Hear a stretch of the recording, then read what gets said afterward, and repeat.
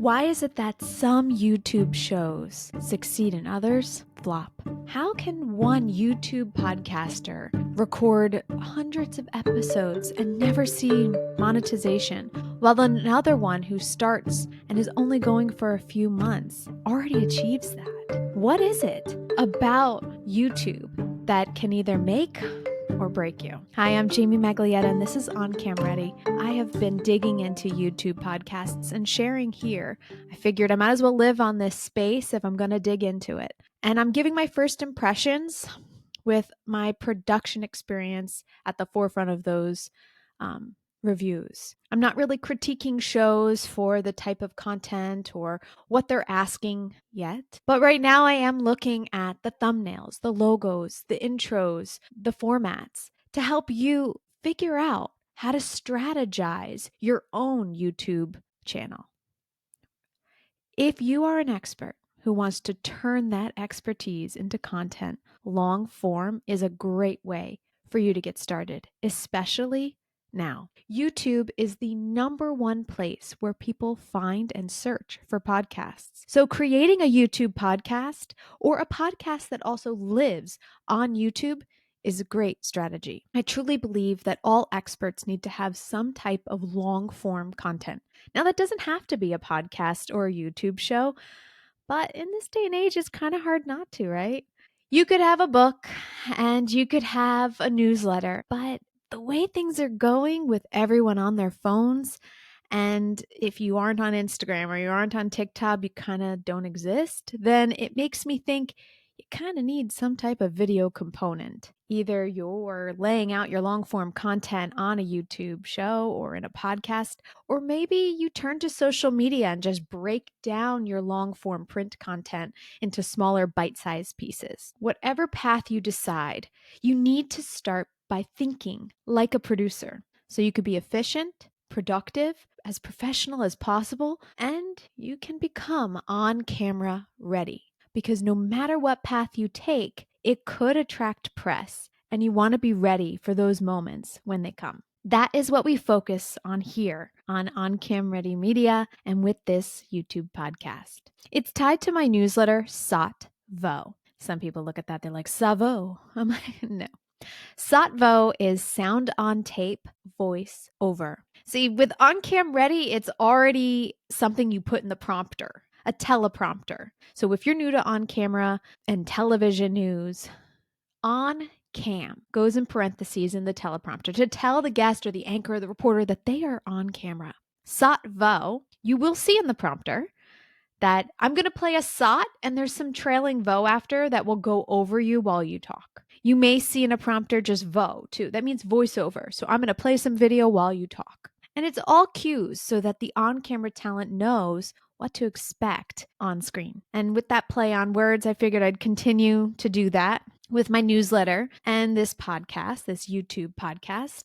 Right now, this isn't on the RSS. It's only on YouTube, and I am focusing on the video component as well as the audio. As a solo creator, it's really hard to juggle it all. So I'm also going to be breaking down tutorials and explainers, and I'm going to break down all the different types of tips and tricks you need to get by, to get through, to make your set, your office, and to show up remotely if you ever want to record lakeside like I did. Being able to record yourself is essential for every professional. Whether you want to be on camera or not, your brand needs to show up. My husband loves watching tutorials on YouTube. Just the other day, he was looking up how to fix a washing machine. And who did he land on? This guy, Brian, who owns a shop and they fix washing machines, and he has tutorials on every different type of washing machine and what you need and how you can fix that machine if it's making this sound. You hear that? Well, you need this tool. You need this part. Every business has an opportunity to program their social media and their YouTube to their benefit. And now, when television news producers go to social media, go to YouTube, they can see you and your possibilities and all the possibilities, I apologize, with you as a guest. They can see how you would show up on camera, what you would say, how you would dress, what you would act like. Where before, if you pitched a guest and they weren't on TV, everyone would say, have you seen any clips of them on YouTube? Do they have any on camera, clips on social media? What are they like? And I would search and I couldn't find anything. And sometimes that would stop us from booking a guest. If they had no digital footprint, they were out. They needed to be leaning into the media ecosystem in order to really rise up to show up on our screens. So if you're someone who wants that, you need to start strategizing how. And that's where I come in. I'm an executive producer. I've produced content for shows across a variety of different platforms, and I've worked with top talent. I can help you craft that out. Visit my website, oncamready.com, to learn more. I'm also working on a digital course that you can download and be a part of. There'll be an on-camera workshop that you can also participate in, and some live coaching calls if you want. You can sign up for the wait list also on my website, oncamready.com. It's called On Cam Ready Essentials. That'll be rolling out soon. I'm in the process of recording it. I have to admit, it's been hard for me to record this course. It's been hard because I haven't felt comfortable on camera. I didn't feel comfortable because I still wanted to be seen as a producer. I still wanted jobs in television news. I was constantly applying for programming managers, for news directors, assistant news director jobs, leader of content management in newsrooms. But despite all my applications, it really went nowhere. And so in 2025, I decided this is the year I need to start building something completely on my own. I offer content creation days where I will help you craft out reels, short form videos that we'll then record with a videographer and we'll have edited professionally for you. I go all over the country if that's what the client needs. And I also now have I guess you would say a directory of videographers and photographers in my network that I can tap if in case you need to continue that work and I'm not able to be there. I can always work with you remotely and then hire someone to help you shoot your own content. It's called On Cam Ready, and I'm real excited about it.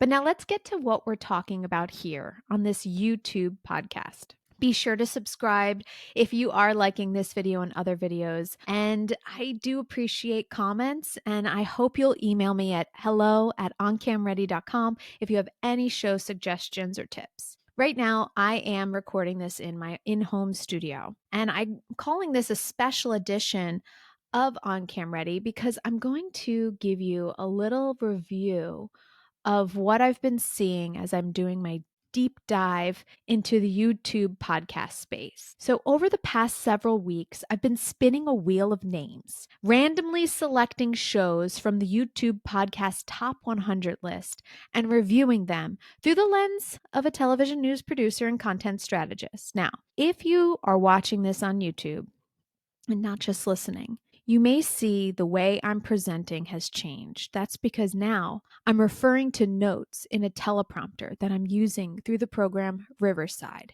If you're looking for a recording platform, do check out the description. I have a link to Riverside that you may find appealing because I think my discount code is still active. I also have a link down there to my Amazon storefront with products that I've reviewed for in-home studios. So far, as I spin this wheel each week, I've taken a look at Reality Check, produced by News Nation, Julian Dory podcast, Rotten Mango. They're three very different shows, all rooted in news, opinion, and long form, either conversations or explainers.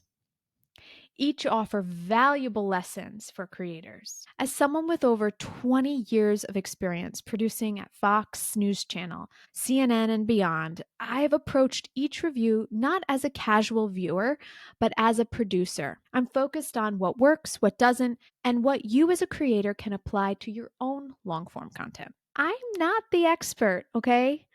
I'm just bringing a fresh set of eyes to these shows and years of experience and giving you my first impressions.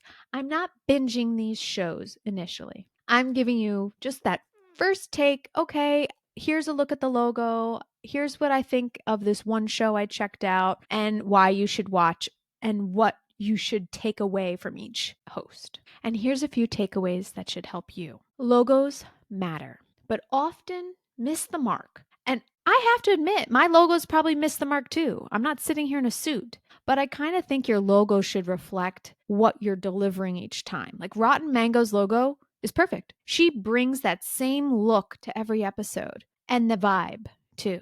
Same with Reality Check. His logo is perfect, spot on. So you need to have a consistency from your logo to your on-camera personality. Now, for mine, I am in a suit, and I guess occasionally I will wear one. But right now, I don't have any makeup on. My hair is curly. Oh, I do have mascara on, sorry, and some lip gloss. But I'm not all dolled up like my logo. And I'm torn as to whether or not you should be. The strongest logos clearly signal authority, topic, and format, especially in news or commentary. Thumbnails are a key differentiator. I have trouble pronouncing things. From Reality Check to Bulwark Takes, I've definitely pointed out some smart, simple thumbnail ideas to help you come up with your own thumbnails. Now, mine are pretty simple. I'm keeping it clear. I'm just posting a very short explanation of what you can get. Right now, I'm reviewing shows, so I'm just putting their name and a photo and maybe a picture of myself. I'm keeping it very simple. Why? Why am I keeping them boring? I'm not interviewing anybody. And in this YouTube podcast, and I just want it to be catchy, like consistent and clever, but also pretty. I don't know. I'm trying that. I'm not leaning into the red, yellow, and blue and white. Yeah. Those thumbnail colors are all over the place. I'm trying to just keep with my purples. Anyway, rant is over. Intros set the tone. Number 3, intros set the tone. You definitely need to have a strong hook at the top of your show. For the one podcast that I'm working on right now, which will be an audio podcast and a video component on YouTube, is called Unknown to Known, and it'll be under the On Cam Ready umbrella. This podcast is going to focus on talking to on-camera personalities about how they show up. Now, I've already recorded a few episodes, and I kind of already want to change my questioning moving forward. So I'm in the process of putting that together. But I have a strong open that still reflects what I'm going for each and every time. So you want to have a clear promise at the top of your podcast. On YouTube, you don't necessarily need that, but an intro as to who you are can help until you start building your audience. You may also want to have a YouTube intro that you pin to the top of your YouTube channel page. That's really key. Make sure you have one of those. Not all of the YouTube podcasts I've looked at do have a trailer, like a teaser at the top, and you should, especially if you're new and no one really knows you. To go from unknown to known takes a lot of explaining who you are. Delivery, this is number 4, delivery needs intention. Strong hosts come across as authentic and confident, but too many ignore the camera entirely, failing to engage with their viewers directly. I highly recommend that if you're talking to someone through the lens of that camera, you're going to attract them to stick around more than if you're doing this and talking off screen if you're watching on YouTube and not just listening. Lighting is another reoccurring issue. I've seen many people have strong professional lighting in the YouTube top 100, but newer YouTube podcasts seem to underestimate the importance of lighting. So right now I have an LED flat light. I'm not using the big bulbous light because I don't really have room for it. I'm also lighting the back of my office just to give some dimension and character. You want to think about your lighting on you and your backlighting. We go over that in other videos. I'll do tutorials and explainers and also lay out some product suggestions. But think about your lighting. 5, visuals are often an afterthought. And if you have a YouTube podcast, visuals need to be at the forefront.